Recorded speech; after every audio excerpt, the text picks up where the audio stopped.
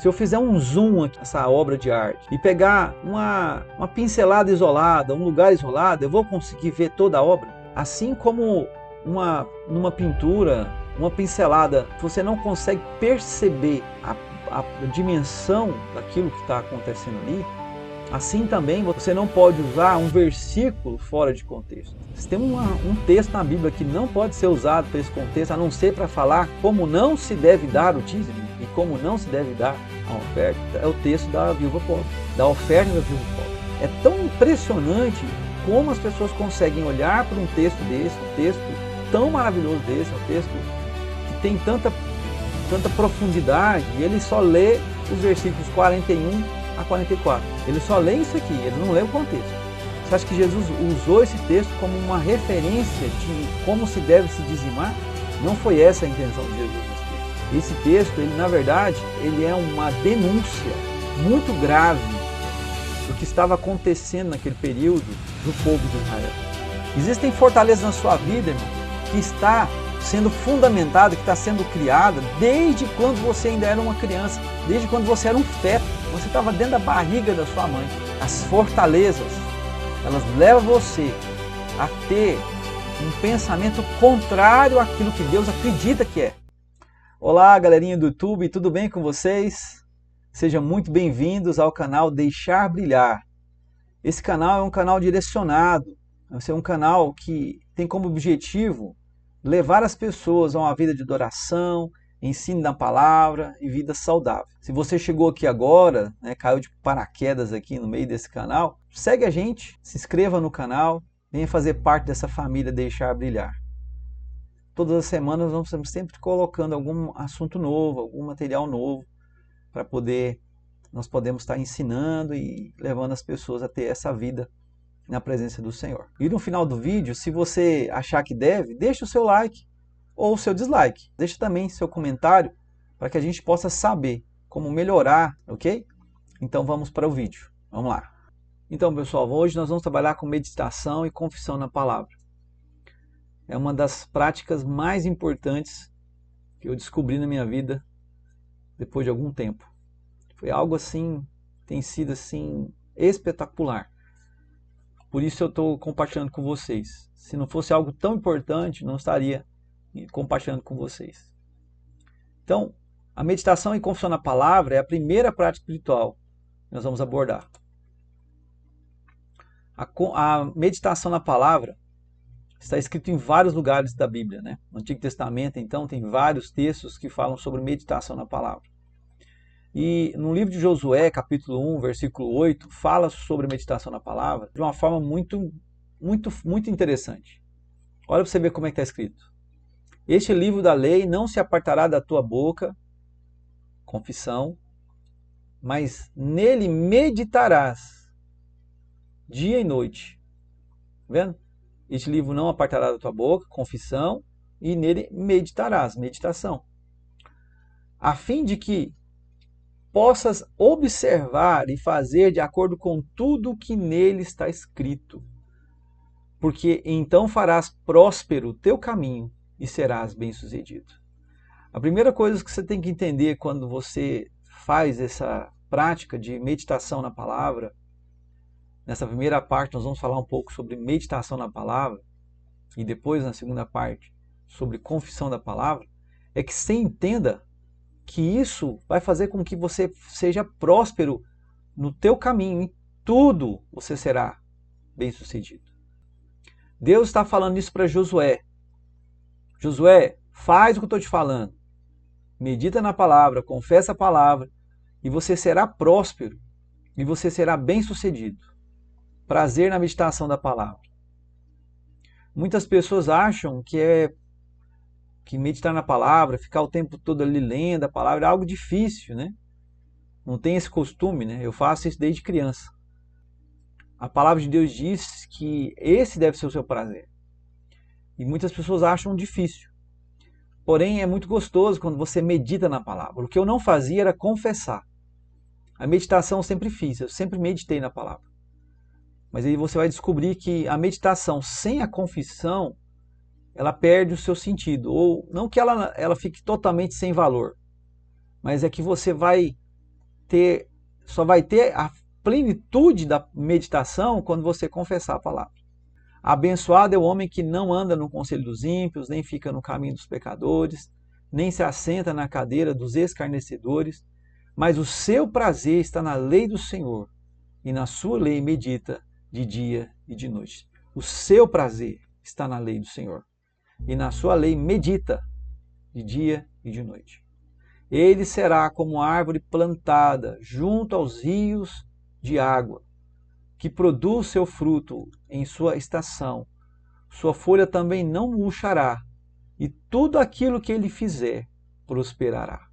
Tudo o que fizer prosperará. Uma árvore frutífera que você vai ser.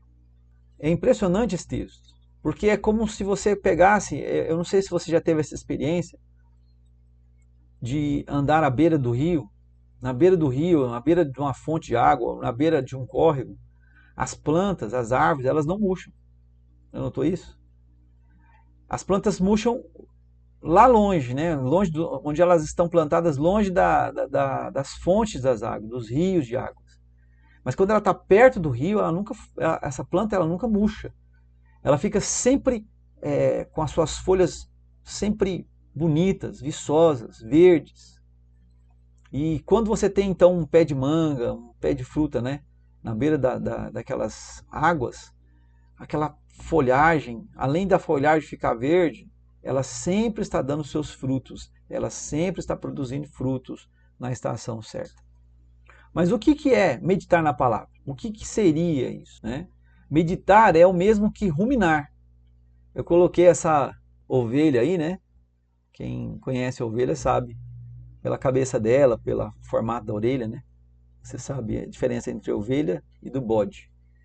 Então, meditar é o mesmo que ruminar. Se você sabe, um animal, quando ele está nesse processo de alimentação, alguns ruminam. A ovelha rumina, a vaca rumina, né? São animais que ruminam. O que é ruminar? Ruminar é quando o animal tem 2 estômagos e ele consegue absorver mais nutrientes do que os outros animais. Então, meditar na palavra é o mesmo que ruminar. Você fica remoendo a palavra, você fica voltando a palavra todas as vezes na sua mente, até que você absorva todo aquele conteúdo e entenda plenamente aquilo que Deus quer falar através da palavra dele. Como meditar na palavra? A meditação na palavra consiste em você observar toda a palavra. Basicamente é isso. Você observar toda a palavra. Não adianta você, por exemplo, eu citei aqui, eu coloquei essa ilustração, a pintura do Rembrandt. Mostra Cristo, né, durante a tempestade no Mar da Galileia.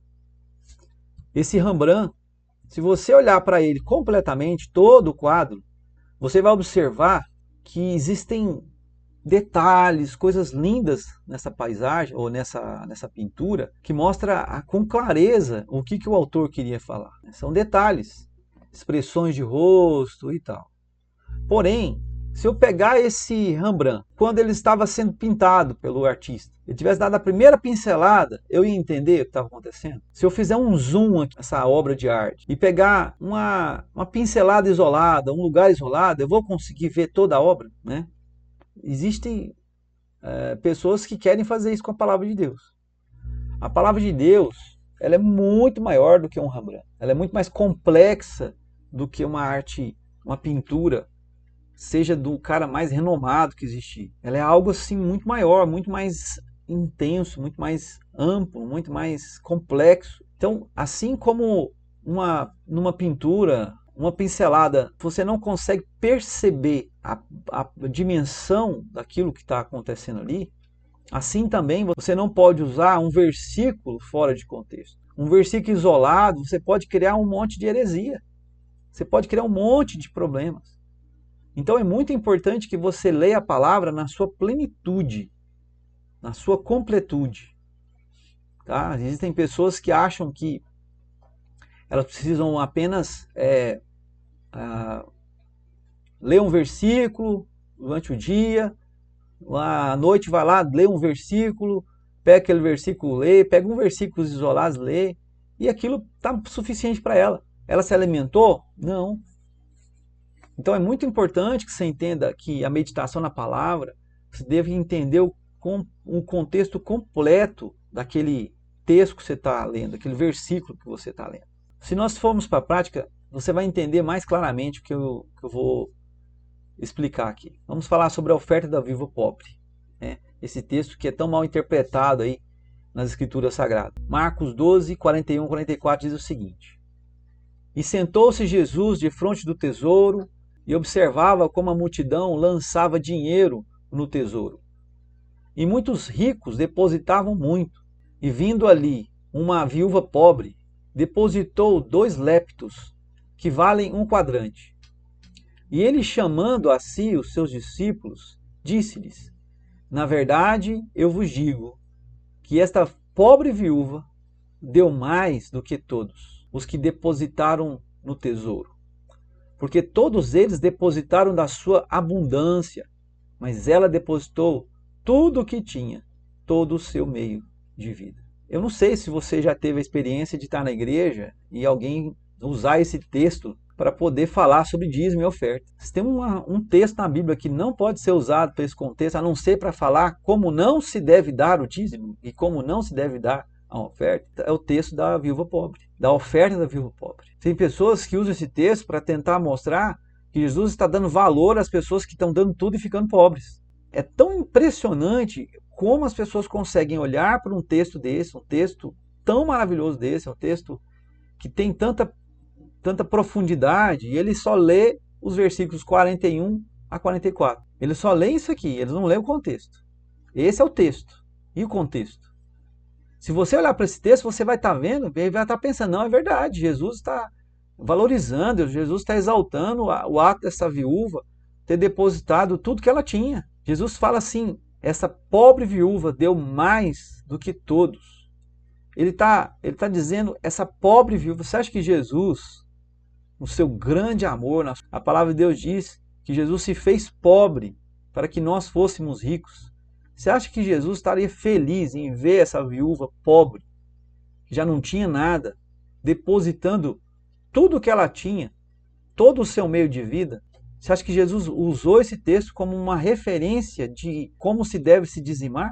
Não foi essa a intenção de Jesus nesse texto. Esse texto, ele na verdade, ele é uma denúncia muito grave do que estava acontecendo naquele período do povo de Israel. Vamos lá.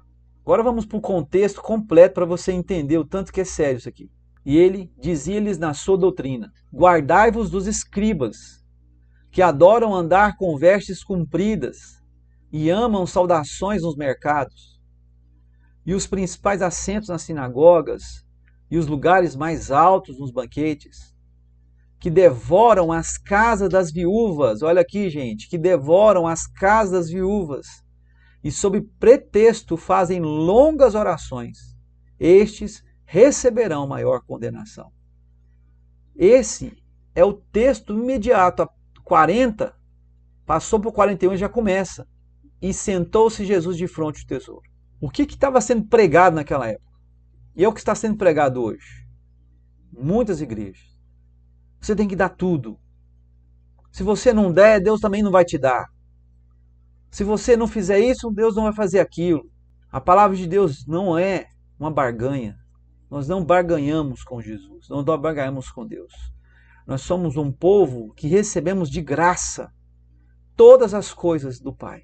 Então, quando você olha para esse texto, os escribas criaram um sistema de oferta de dízimos em que as pessoas tinham que dar tudo o que elas tinham. Até mesmo as viúvas tinham que dar tudo que tinha para poder serem aceitas. E se você levar em consideração o que Deus diz sobre o dízimo e a oferta: Trazei todos os dízimos à casa do tesouro para que haja mantimento na minha casa. Mantimento é o que, gente? Mantimento é comida. Sabe para que serviu o dízimo? Foi instituído por Deus para que essas pessoas pobres, as viúvas, os órfãos, os estrangeiros, aqueles que não tinham condições, pudessem ter onde buscar o mantimento. É diferente do que está sendo pregado hoje e é diferente do que foi pregado na época de Jesus. É bem diferente. É totalmente diferente. essas pessoas elas estavam sendo ensinadas que se você tem, você é alguma coisa. Se você não tem, você não é nada. E no reino de Deus é o contrário. A palavra de Deus diz que Deus é o Deus do órfão e da viúva. O órfão tem alguma coisa? A viúva tem alguma coisa? Naquela época não. Então, esse falso ensino foi desenvolvido a partir do quê? Do contexto errado, da leitura errada. Essa aplicação, olha aqui, como está na palavra, entenda o contexto completo, assim como uma pintura. Em uma pincelada não podemos ver a beleza completa da obra, assim também não podemos ver com clareza a palavra de Deus, apenas por um versículo isolado. Conclusão: sem a meditação na palavra, seremos facilmente enganados por qualquer vento de doutrina. Você vai sentar na igreja e vai receber tudo que tiver lá. Seja bom, seja ruim, você vai comer. Você não vai ter condições de escolher, ou vai ter condições de entender completamente, ou filtrar as informações que você está recebendo. Então, a primeira coisa que deve fazer na sua vida é meditar na palavra, olhar todo o contexto, nunca ler e nunca permitir que alguém pregue para você textos ou versículos isolados, conceitos isolados. A segunda parte desse ensino nós vamos falar sobre confessar a palavra de Deus.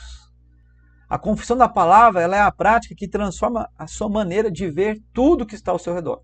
Toda a sua estrutura, tudo aquilo que está ao seu redor muda quando você começa a praticar a palavra de Deus. Qual é a grande importância de confessar a palavra de Deus? A grande importância da prática da confissão da palavra está na renovação da mente, destruindo todas as fortalezas que foram erguidas na sua vida desde quando você ainda era criança. Existem fortalezas na sua vida, irmão.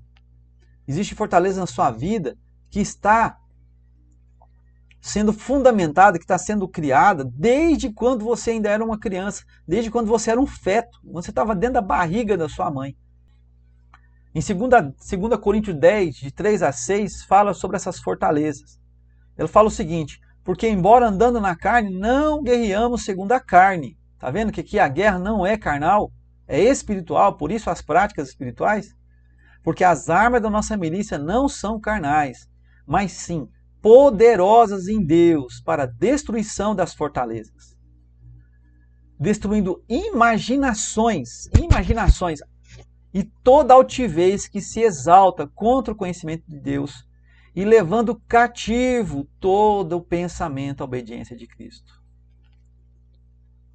Eu quero que vocês entendam isso de forma muito clara, que as fortalezas, elas levam você a ter um pensamento contrário àquilo que Deus acredita que é. O que são fortalezas? Fortalezas são imaginações ou conceitos que limitam você, que te levam a uma vida derrotada, longe daquilo que Deus projetou para a sua vida. Isso são fortalezas. Fortalezas são imaginações, conceitos. E essas imaginações, esses conceitos, eles estão te limitando. Estão fazendo com que você se torne uma pessoa cada vez mais limitada, cada vez mais longe da realidade ou daquilo que Deus projetou para a sua vida. Deus projetou para você grandes coisas. Você tem coisas maravilhosas para se fazer através da sua vida. Deus fazia em você e através da sua vida. E você está sendo limitado através dessas fortalezas. O pastor David Robertson explica que a fortaleza é um padrão de pensamento dado forças por suas emoções, que não condiz com a palavra de Deus. Uma coisa que você crê que Deus não crê. É uma coisa que você acredita, mas que Deus não acredita. Deus não projetou isso para você. Ou você muda essas fortalezas, ou você destrói essas fortalezas, ou elas vão deixar com que você faça essas coisas a vida inteira. Você vai morrer com essas fortalezas destruindo a sua vida, fazendo com que você se torne cada vez mais fraco. As fortalezas são produzidas desde a primeira infância. Como eu disse um pouquinho atrás, desde quando somos apenas um embrião, recebemos estímulos, emoções, e durante toda a nossa vida, várias situações moldam a maneira como reagimos. uma rejeição, um abuso, vai moldando você. E você vai se tornando cada vez mais essa pessoa limitada. E esses estímulos são transferidos para o seu coração de forma a moldar a maneira como você reage a tudo que está à sua volta. Onde são erguidas as fortalezas? Diferentemente do que acreditávamos, as fortalezas não são erguidas no cérebro humano, mas são no interior do coração humano. Olha, Marcos 7:21 diz o quê? Porque do interior do coração dos homens procedem maus pensamentos, adultérios, fornicações, assassinatos, roubos, cobiças, maldade, engano, lascívia, inveja, blasfêmia, soberba, insensatez. Todas essas coisas más procedem de dentro e corrompem o homem. Nota que o texto está falando que porque do interior do coração dos homens procedem maus pensamentos. Essa foi a grande descoberta que eu tive. Por anos eu vivi na igreja e nunca consegui me desprender de alguns pecados, pensamentos de derrota, ciclos viciosos na minha vida. Eu sempre via líderes e pastores dizerem: você precisa abandonar a pornografia, você deve ser mais manso, você não pode desejar a mulher do seu vizinho. E aí, por vários e vários anos, eu vi alguns desses pecados se estabelecer na minha vida.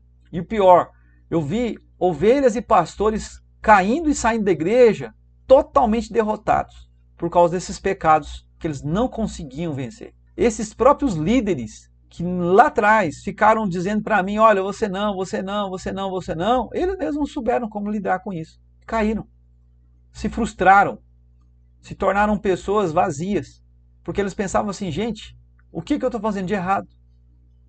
E aí eu comecei a pensar, como isso é possível? Como se tornar um homem à prova das setas do inimigo? Como se tornar esse homem? Quando eu tive um estudo do pastor Gary Carpenter, ele disse o seguinte: é difícil às vezes tentar achar uma razão, porque nós sempre raciocinamos contra aquilo que Deus sabe que é a verdade. Entre você e Deus, quem você acha que sabe a verdade? Você ou Deus? Imagino que é Deus. Então, por que a gente então raciocina contra essa verdade? Muitas vezes, sem perceber, nós estamos raciocinando contra a verdade. O pastor Gary Carpenter nos ensinou nesse estudo que ele deu a importância de como nós fazemos, ou como nós chegamos nesse ponto de não raciocinar contra a palavra de Deus. Raciocinar, pensar com o coração, essa é a chave.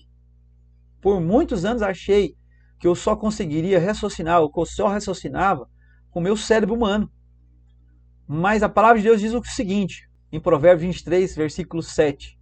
Porque como ele, o homem, pensa, raciocina, a ideia aqui de raciocinar, pensar em seu coração, assim ele é. Quem controla você não é o seu cérebro, e sim o seu coração. Você tem reações, antes de você raciocinar sobre aquilo, você já teve aquela ação. Antes de você pensar sobre aquela situação que está vivendo, você já reagiu no seu coração. O seu coração é muito mais rápido, ele pensa em milésimos de segundo mais rápido do que o seu raciocínio, do que a sua mente ou do que o seu cérebro. Então, essa é a chave, os dois raciocínios e as duas mentes. Existe o raciocínio do cérebro humano e existe o raciocínio do coração interior, do seu âmago, aquilo que você, quem você é de verdade, aquilo que você acredita de verdade, está no seu coração e não no seu cérebro. Você pode dizer no seu cérebro: eu não vou mais pecar, eu não vou mais fazer pornografia. Mas quando você menos imagina, você está dentro de um quarto se masturbando. Eu não vou mais adulterar. Quando você menos imagina, você já está olhando para uma mulher com um olhar ilícito. A palavra de Deus diz de você, só de você olhar para uma mulher, você já cometeu adultério com ela. Então, esse é o primeiro entendimento que você tem que ter. Você tem que raciocinar com o seu coração da forma certa. Outro grande entendimento é que quando duvidamos com o coração, nos sentimos sujeitos a todas as forças externas e passamos a concordar com aquilo que estamos sofrendo. Às vezes você está passando por uma luta financeira, uma dificuldade física no seu corpo, uma doença, e aí você não sabe como é que você resolve isso, porque você está duvidando no seu coração daquilo que a palavra de Deus diz. A primeira fase é você entender que você não raciocina apenas com a sua mente, com o seu coração. E que esse raciocínio com o coração tem a ver com que você duvida daquilo que Deus escreveu, daquilo que Deus falou a seu respeito. Em Marcos 11, 23 diz o seguinte: porque na verdade eu vos digo que qualquer que disser a este monte, ergue-te e lança-te no mar, e não duvidar aonde? No seu cérebro? Não, em seu coração. Mas crer que se fará aquilo que diz, assim ele será feito. Mas quando cremos, podemos mudar tudo ao nosso redor. Até mesmo situações impossíveis se tornam possíveis. Por isso Jesus diz que qualquer coisa, assim lhe será feito. Outro versículo muito forte na Bíblia, em Mateus 21, 22, ele diz que é o mesmo texto, só que ele é ampliado. Ele diz assim: Jesus, podem responder, disse-lhe, em verdade vos digo que se tiverdes fé e não duvidardes, não só fareis o que foi feito à figueira, mas até se a este monte disserdes, ergue-te e precipita-te no mar, assim será feito. E tudo o que pedirdes em oração, crendo, olha aqui, tudo o que pedirdes em oração, crendo, o recebereis. Então, quando você para de duvidar da palavra de Deus em seu coração, você passa a alcançar os grandes objetivos da palavra de Deus na sua vida. Mas como fazer isso? Qual é a chave? Como eu faço para raciocinar da forma certa? Como faço para que eu não raciocine contra a verdade ou contra a palavra de Deus, contra aquilo que Deus estipulou nas Escrituras? A chave está na confissão da palavra de Deus, que está em Romanos 12, versículo 2. Romanos capítulo 12, versículo 2 diz assim: e não sedes conformados com esse mundo. Não entrem na forma do mundo, na forma em que o mundo está. Entende que forma tem a ideia de forma e a ideia de você ver as aparências que estão ao seu redor, tudo que está ao seu redor no mundo. Mas sede transformados, a ideia aqui é de metamorfose ou metamorfo no grego, mudar de forma, transformar, transfigurar, pela renovação, ou seja, na completa mudança para melhor da vossa mente. Que mente é essa, gente? Volto a dizer, não é essa mente, é essa mente. A mente interior, o seu eu interior, o lugar onde você crê, onde você se torna aquilo que a palavra de Deus está dizendo, aquilo que a palavra de Deus diz que você é. Você renova essa mente. E aí, quando você renova essa mente, você vai experimentar a boa, agradável e perfeita vontade de Deus. Pode notar que são 3 palavras aqui que elas são graduais. Boa é o início de tudo. Você começa a ter uma boa vontade de Deus. Depois você passa para agradável, um nível mais alto. E logo, logo, você está na perfeita vontade de Deus. Entenda que é progressivo. O que esse texto está dizendo é que essa transformação, ela é progressiva. Você começa com uma boa, de repente você passa para agradável, de repente você passa para a perfeita vontade de Deus. Agora vocês entenderam por que confessar é tão importante? Ao confessar a palavra, nos tornamos aquilo que a palavra de Deus diz que somos. Ou seja, você para de raciocinar contra a verdade. E você passa a raciocinar a favor da verdade. Você para de duvidar da verdade. Você passa a crer na verdade. E agora nós vamos passar para a parte mais importante desse estudo, que é como confessar a palavra de Deus.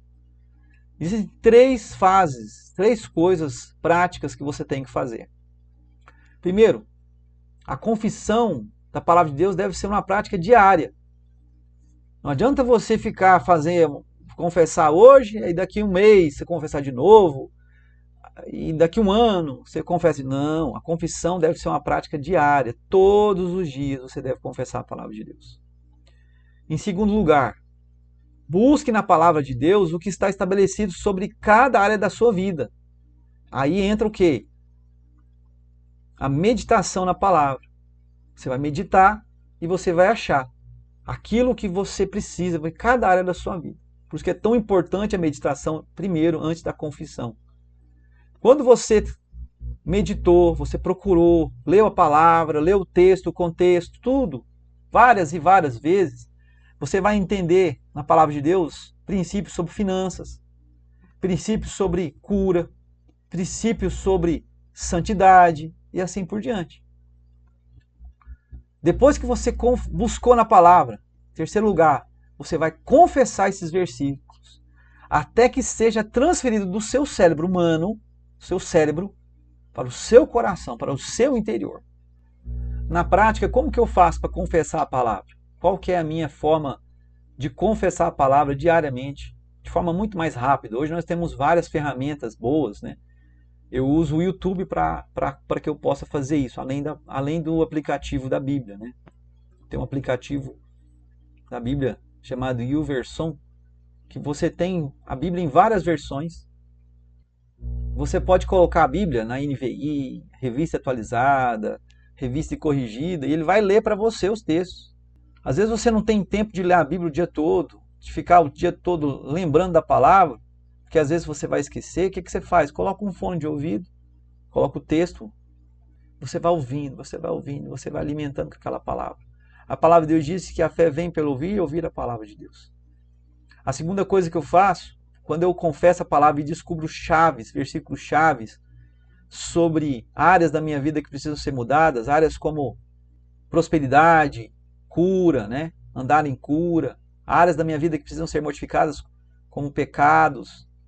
Aí eu pego esses versículos, eu faço uma leitura desses versículos, monto, né? Eu vou mostrar para você, deixa eu colocar aqui, olha aí para você ver.